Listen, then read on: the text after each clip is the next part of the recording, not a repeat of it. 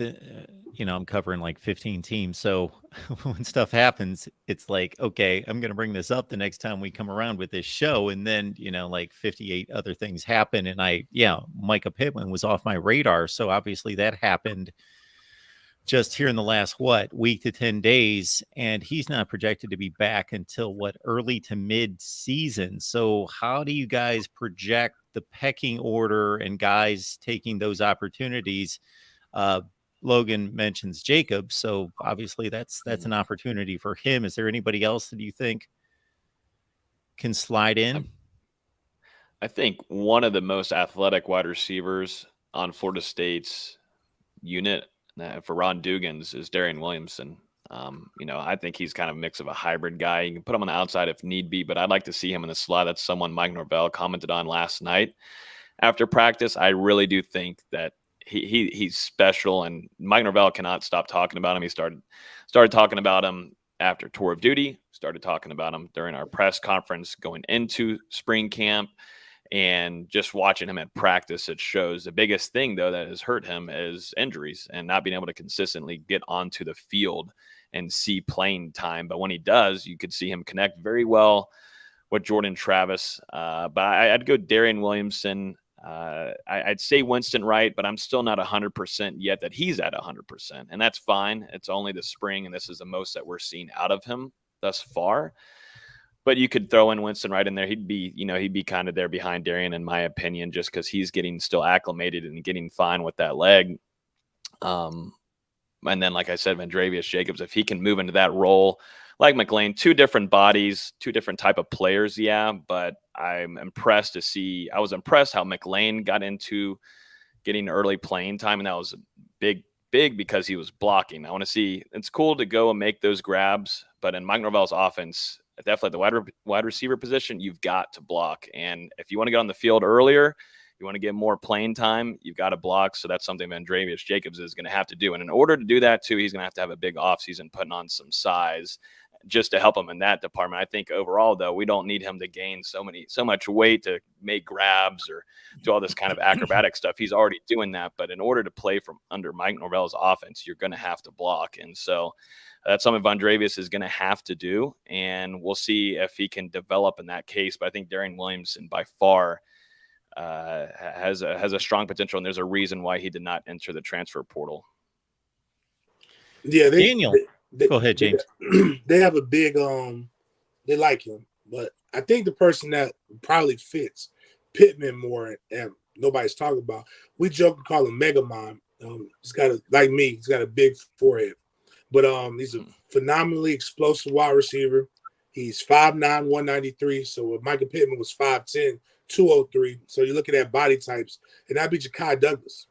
And Ja'Kai Douglas is a kid who, if we remember Notre Dame, once he gets behind, if you get him matched up on a nickel corner or even mess around and catch him in a linebacker situation, he's going to be able to cause mismatches. But what we got to think about, what Pittman was really here for, he was like a second running back. He was like a guy who can actually block, and probably who will end up doing it in the season. We looking at him as a tight end, but we'll probably bring in Jaheim Bell. That's probably who's going to end up playing that position. I think Mycah's a Y anyway, so he's going to end up playing that Y position for him anyway. Yeah, Ja'Kai made some plays last year. 10 catches for $123. Had a nice day against Georgia Tech. 4 receptions, 63 yards, and a touchdown. And also had a touchdown reception against Clemson last year, 6-yarder.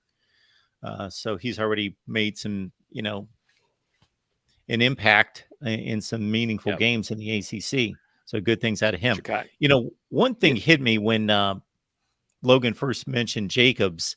That's a question for you, James, is that when you're on that field, and I know this wears off at some point, but early on in practice, the first time you're going up against guys that either the 5-star sees that he's going up against the 2-star or the walk-on or vice versa, that it's in your head a little bit.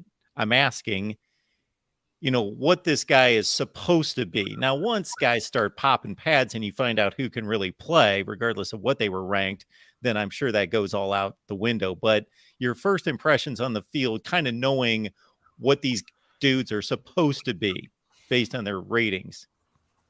Really, I think, you have more high hopes for guys who are higher rated, but you really try to throw away those ratings. I'll give our beat and everybody pretty good props on not just going over and trying to fabricate things that they're seeing with Akeem Williams. Sometimes guys just want to push something. Like last year, try to push that there was a quarterback competition. And like, if you've stepped on this field, there is no quarterback competition. I don't care how much I want this kid to be great.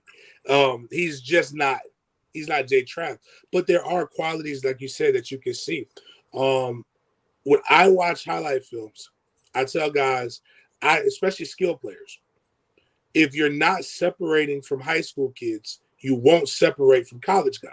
So when you look at Jacob's film and even Keem, like I saw somebody say Keem was slow, and my challenge was present the film where he's not separating from people, because all I see is a guy getting 10 catches for like 250 yards. You can't be slow and do that.